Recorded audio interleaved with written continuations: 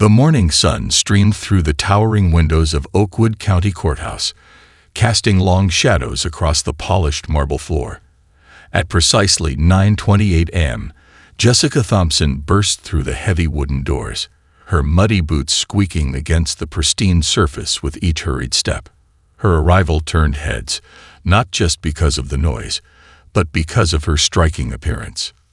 Unlike the suits and formal attire that typically filled these halls, Jessica wore cargo pants covered in fresh mud, a weather-beaten field jacket, and a thick utility belt laden with various tools and pouches. A professional camera hung from her neck, bouncing slightly as she rushed toward Courtroom 3. Her honey-blonde hair was pulled back in a messy bun, with several loose strands framing a face that showed signs of someone who'd been up all night. Inside the courtroom, Judge Michael Brooks was already seated at his bench, his sterling reputation for punctuality evident in the slight frown that crossed his face as Jessica slipped into the nearly empty room. The morning sunlight caught his silver-rimmed glasses as he glanced up from his papers, taking in the unusual sight before him. "Miss Thompson," called out Betty Martinez, the court clerk, her voice echoing in the quiet chamber. "You're just in time." Jessica moved forward, her equipment creating a subtle jingling sound that seemed almost musical in the formal setting. As she approached the podium, she carefully set down her backpack, causing a small cascade of dirt to sprinkle onto the floor. A young intern rushing to sweep it up only drew more attention to the mess. Judge Brooks leaned forward, his normally stern expression softening slightly with curiosity. At 58, he'd seen all sorts of people come through his courtroom, but something about Jessica's demeanor caught his interest. Despite her disheveled appearance, she carried herself with an undeniable air of purpose. "Your Honor," Jessica began, her voice surprisingly clear and professional, "I apologize for my appearance. I've come directly from—" The judge held up his hand, a gesture he perfected over 20 years on the bench. "Let's start with the basics, Miss Thompson. You're here regarding an incident at Rainbow Falls." Jessica's eyes lit up at the mention of the location, and she immediately reached for her camera. "Yes, Your Honor. If I could just show you what we discovered last night." "Miss Thompson," Judge Brooks interrupted again, though not unkindly, "this is a court of law, not a scientific symposium." He couldn't help but notice how she clutched the camera like it held secrets of immense importance. The morning light shifted, creating a subtle rainbow effect through the courtroom's crystal chandelier. For a moment, it seemed to illuminate Jessica in a way that made her stand out even more, less like someone who'd been caught doing something wrong, and more like someone who'd stumbled upon something extraordinary. The judge glanced at his schedule, then back at Jessica. Her fingers drummed nervously on her camera, leaving tiny smudges of cave dirt on its casing. There was something about her energy, a mix of exhaustion and barely contained excitement, that didn't fit the usual profile of someone in his courtroom. "Very well," he said, settling back in his chair. "You have 5 minutes to explain why you were at Rainbow Falls at 3 a.m. this morning." Jessica's face broke into a smile that seemed to brighten the entire room. Little did Judge Brooks know, those next 5 minutes would change both their lives in ways neither could imagine. Jessica's 5 minutes began with a breathless rush of words that seemed to tumble over each other in their excitement. "Your Honor, what we witnessed last night was extraordinary. The nocturnal patterns we've been tracking for months finally." "Miss Thompson," Judge Brooks interjected, tapping his pen against the bench, "please start with why you parked your vehicle in a restricted area." The enthusiasm in Jessica's eyes dimmed slightly, but she nodded and tried again. "Of course, Your Honor. We needed access to the Western Cave System. It's the only entry point to observe the—" She paused, glancing at her watch with barely concealed anxiety. "There's a specific time window we're working with, and the standard parking area is a 40-minute hike from the observation point." The morning sun had fully risen now, casting warm squares of light across the courtroom floor. Through the windows, birds could be heard singing their morning songs, creating an odd backdrop to the formal proceedings. Judge Brooks noticed Jessica's gaze repeatedly drifting to the windows, as if she could see something out there that no one else could. "Miss Thompson, I have your file here," he said, lifting a thin manila folder. "This isn't the first time you've been spotted in restricted areas of Rainbow Falls. Park rangers have reported unusual activity and lights in the caves after hours." Jessica stepped forward eagerly, her camera swinging forward on its strap. "Those lights were our specialized UV equipment. We're documenting a completely unique phenomenon that only occurs during specific lunar phases. If I could just show you the footage." "Miss Thompson," Judge Brooks said firmly, though he found her enthusiasm oddly refreshing compared to his usual cases. "The rules protecting Rainbow Falls exist for good reasons. Natural preservation isn't just about following guidelines when they're convenient." The court clerk, Betty, watched the exchange with interest, her usual stoic expression softening as Jessica reached into her mud-stained jacket pocket and pulled out a crumpled piece of paper. "I understand that, Your Honor," Jessica said, her voice taking on a more measured tone. "That's why we've been so careful with our equipment and impact studies. The data we're collecting could change our understanding of local wildlife patterns. Last night, we finally captured evidence off." A loud buzz from Jessica's pocket interrupted her explanation.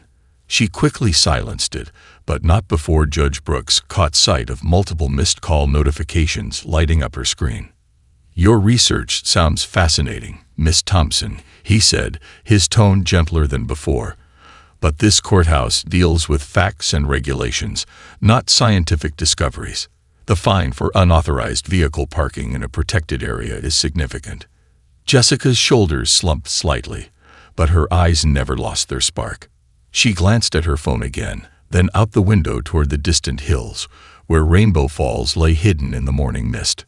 "I understand, Your Honor," she said quietly, "but sometimes the biggest discoveries come from looking where nobody else is willing to look." Judge Brooks found himself struck by the conviction in her voice, but rules were rules. He lifted his gavel, ready to pronounce his decision, unaware that his morning television routine would soon turn this seemingly simple case on its head. "The court finds you responsible for the fine as stated," he declared, bringing down the gavel with a decisive tap. "Next case, please." As Jessica turned to leave, the morning sun caught something iridescent clinging to her jacket, a tiny shimmering scale that seemed to glow with its own inner light. But by the time Judge Brooks blinked and looked again, it was gone. Judge Michael Brooks settled into his favorite leather recliner, loosening his tie as the aroma of fresh popcorn wafted from the kitchen. Tuesday nights were sacred in the Brooks household. Family television night, a tradition his 16-year-old daughter, Emma, had somehow managed to keep alive, despite the usual teenage resistance to family activities. "Dad, hurry up. It's starting," Emma called out, practically bouncing on the couch. Her laptop balanced precariously on her knees as she typed rapidly. The National Geographic Instagram just posted that this episode reveals something nobody's ever filmed before. Kelly, his wife, entered with a large bowl of popcorn, smiling at their daughter's excitement. "I haven't seen you this worked up about a nature documentary since the Deep Sea episode last month." The familiar National Geographic theme music filled their cozy living room as Emma quickly turned up the volume. "This one's different," she insisted. "They've been posting teasers all week about some discovery in our own backyard." Judge Brooks reached for the popcorn, his mind still half occupied with the day's cases. The morning's muddy explorer crossed his thoughts briefly as the narrator's deep voice began introducing the episode. In the hidden caves of America's Northeast, a team of determined researchers has uncovered a biological phenomenon that defies everything we thought we knew about native species. The camera panned across familiar terrain, aerial shots of the Oakwood County forest, then swooping down to capture the magnificent cascade of Rainbow Falls in the golden hour light. Judge Brooks sat up straighter, his hand freezing halfway to the popcorn bowl. "That's where that woman was parked," he began, but Emma shushed him enthusiastically. The scene changed to a cave entrance, illuminated by specialized equipment. A figure emerged from the darkness, face lit with excitement, and Judge Brooks nearly choked on his popcorn. There, dressed in the same mud-stained field clothes he'd seen that morning, was Jessica Thompson. Leading this groundbreaking research is National Geographic explorer Jessica Thompson, the narrator announced. Her team's 3-year study has culminated in an unprecedented discovery. "Oh my God, Dad," Emma exclaimed, frantically pulling up her social media. "She's got like 500,000 followers. She's basically a science celebrity." On screen, Jessica was expertly navigating through narrow cave passages, her movements careful but confident. "What we're about to show you has never been captured on film before," her voice explained over the footage. "These caves harbor a species that challenges our understanding of evolution and adaptation." The camera followed her to a large chamber where she killed all the lights. For a moment, the screen went completely dark. Then, as their eyes adjusted, tiny points of blue-green light began to appear, growing stronger until the entire cave ceiling seemed to be covered in living stars. "They're real," Kelly whispered, leaning forward. "All those stories about the glowing caves." Judge Brooks watched, transfixed, as Jessica explained the significance of their discovery. A new species of bioluminescent butterfly that lived exclusively in these cave systems, emerging only during specific moon phases to perform their mating rituals. The same enthusiasm he'd dismissed in his courtroom now made perfect sense as Jessica's voice filled their living room. "These creatures prove that there are still wonders waiting to be discovered right here at home. We just have to know where and when to look." Emma turned to her father, her eyes shining with admiration for the explorer on screen. "Can you imagine being the first person to see something like that?" Judge Brooks could only stare at the television, remembering how quick he'd been to judge the disheveled researcher in his courtroom. On screen, Jessica was still speaking, but his mind was already racing ahead to Monday morning. The documentary continued, and Judge Brooks leaned forward in his recliner as Jessica's voice guided viewers deeper into her hidden world. The camera followed her through a series of shimmering cave chambers, each more breathtaking than the last. "We call them Luna butterflies," Jessica explained, while carefully setting up sophisticated camera equipment. Her movements were precise, showing the same dedication that had made her rush to court that morning. They only emerge during the 3 days surrounding the new moon, when the cave system is at its darkest. Emma grabbed her phone, quickly searching online. "Dad, look. She's been featured in Time magazine too. They're calling her the Cave Whisperer because she figured out the butterfly patterns nobody else could see." On screen, Jessica's team worked with the delicate grace of experienced scientists. They used special red lights that wouldn't disturb the creatures, their equipment barely making a sound in the cathedral-like cave spaces. The camera captured Jessica checking her watch, the same anxious gesture she'd made in court. "What makes these butterflies unique," Jessica continued, her voice filled with wonder, "isn't just their bioluminescence, it's their entire life cycle." The footage showed time-lapse photography of the butterflies emerging from crystalline cocoons that seemed to grow directly from the cave walls.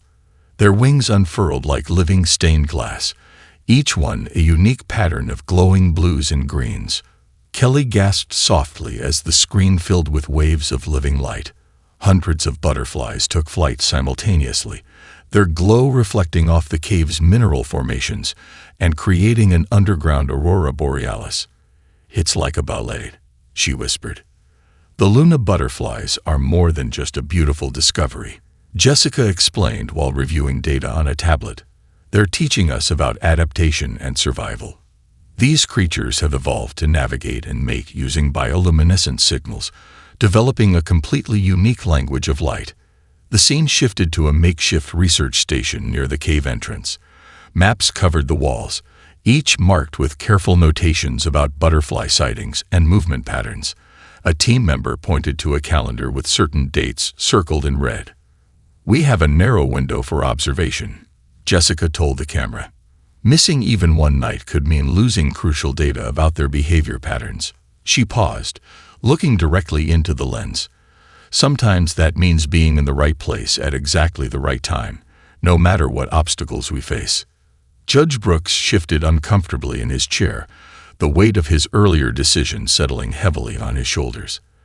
The documentary showed Jessica's team racing against time, setting up specialized equipment during the precious few hours of butterfly activity.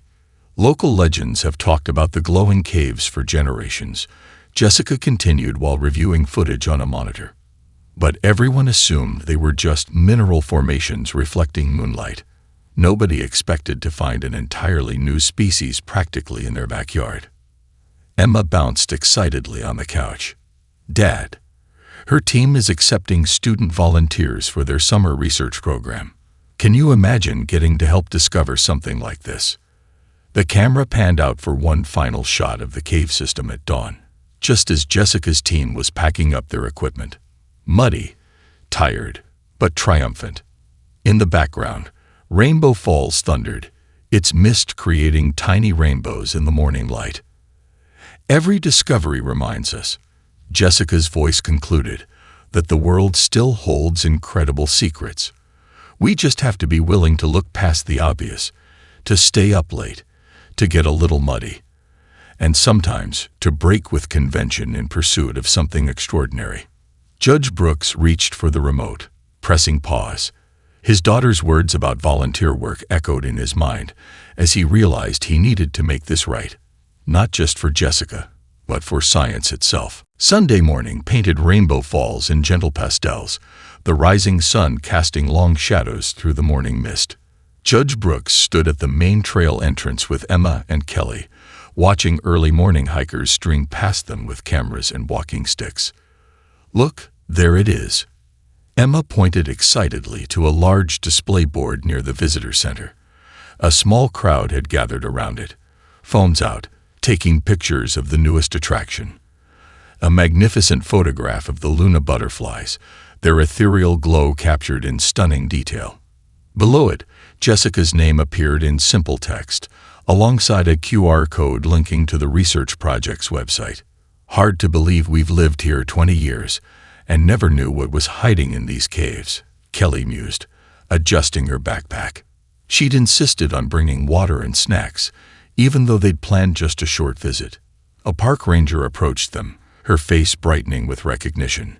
"Judge Brooks, didn't expect to see you here on a weekend." Ranger Madison Taylor had testified in his courtroom numerous times about park regulations.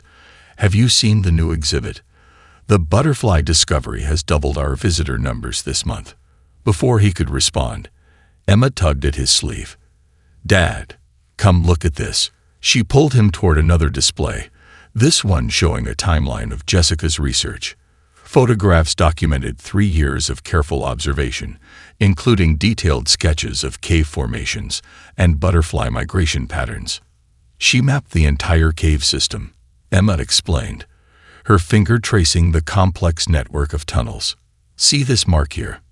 That's where she needed to park that night.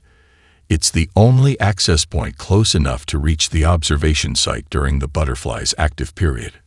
Judge Brooks studied the map, understanding dawning on his face. The restricted area where Jessica had parked was indeed the sole viable entry point for time-sensitive research. The standard parking lot, he now saw, would have required nearly an hour's hike through difficult terrain.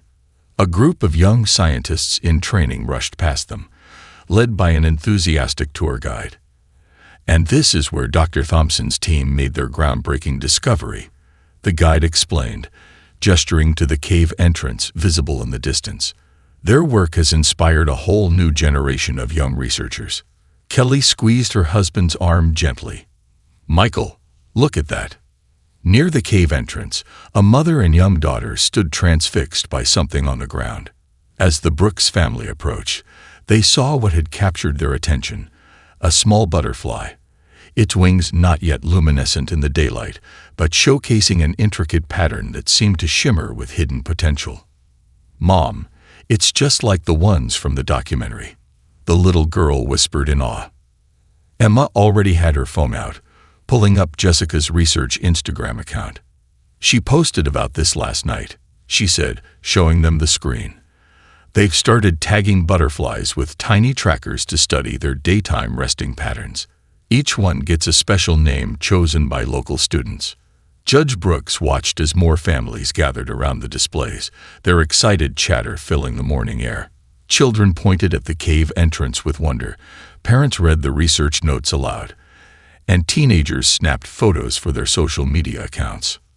"You know," Ranger Taylor said, returning with a stack of educational brochures, "Jessica Thompson didn't just discover a new species. She's changed how people see this whole park. Now everyone looks at these old caves and wonders what other mysteries they might hold." The judge nodded slowly, remembering Jessica's words in his courtroom about looking where others wouldn't. He pulled out his phone and opened his calendar, already thinking about Monday morning. Monday morning found Judge Brooks in his chambers well before sunrise, his desk lamp casting a warm glow over scattered papers. The familiar leather chair felt different, somehow, as he reviewed Jessica Thompson's case file with fresh eyes. Coffee steam curled up from his favorite mug, untouched, as he spread out the weekend's research. Emma had helped him print out Jessica's research papers, 3 years of meticulous documentation. The judge picked up a particularly striking photograph of a Luna butterfly emerging from its crystalline cocoon. The timestamp showing 3:17 a.m., almost exactly when Jessica had been spotted by park rangers. "Your Honor." Betty Martinez poked her head in, surprised to see him so early. "I brought those park permit records you requested." "Thank you, Betty." He accepted the files, noting her curious glance at his unusually cluttered desk. "Did you watch that National Geographic special last week?" "My grandkids haven't stopped talking about it."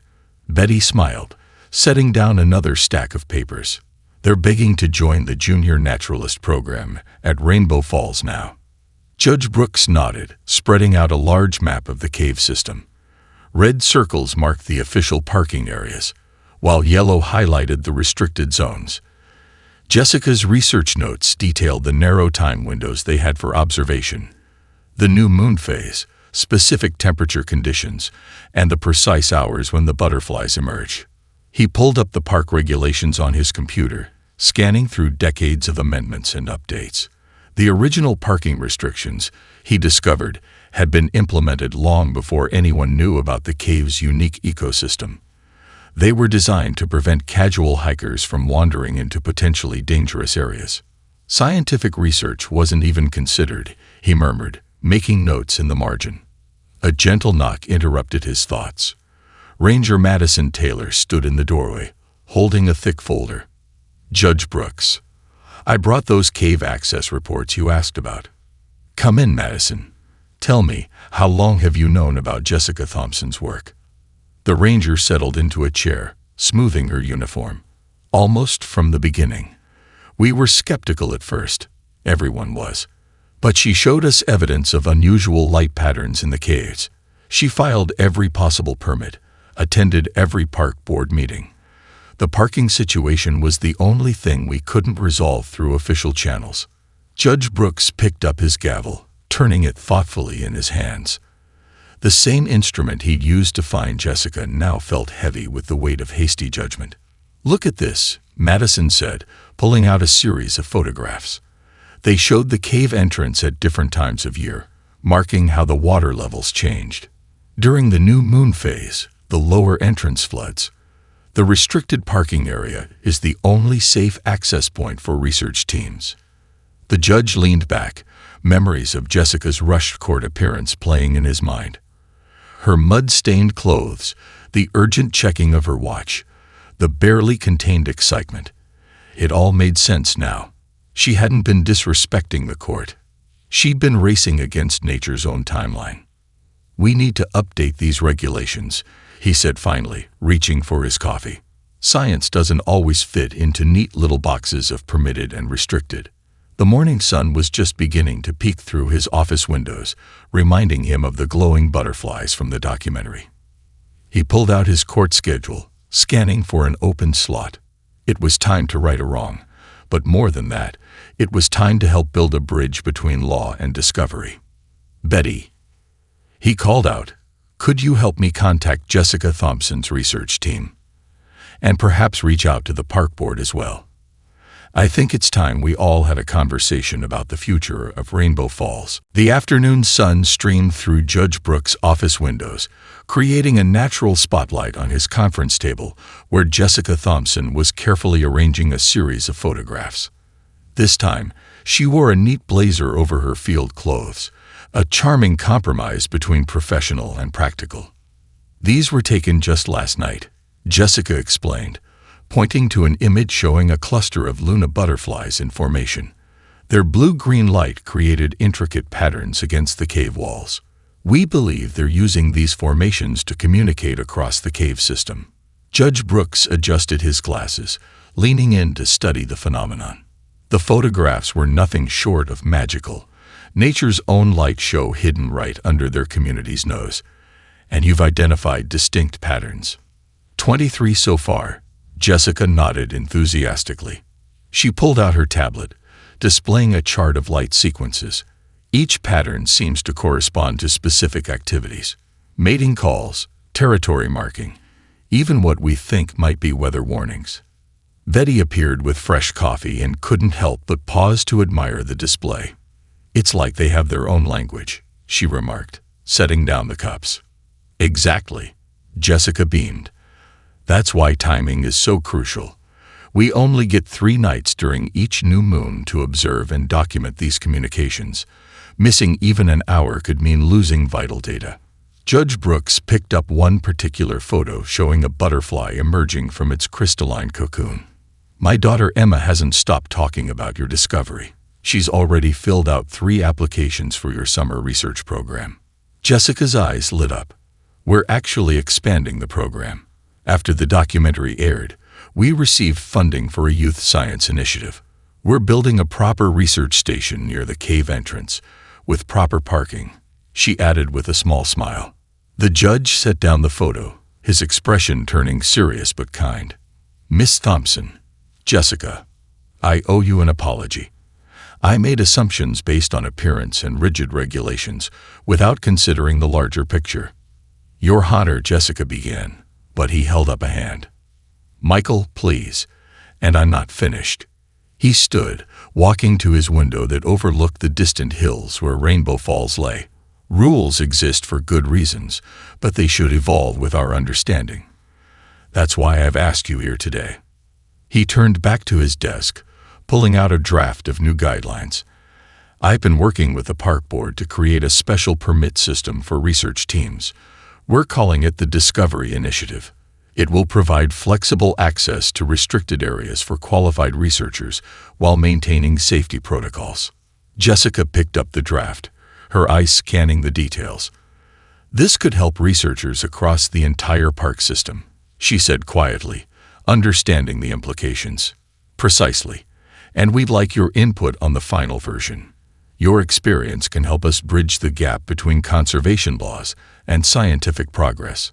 A knock at the door interrupted them. Ranger Taylor entered, carrying rolled-up cave maps.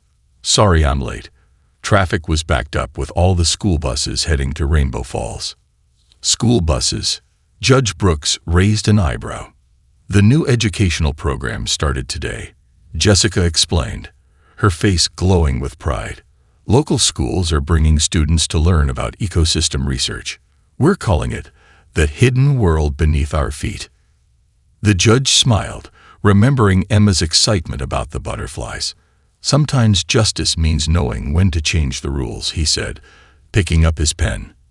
"Now let's make sure these new guidelines protect both our natural wonders and the people brave enough to discover them." 6 months later, Rainbow Falls Middle School Gymnasium buzzed with excitement.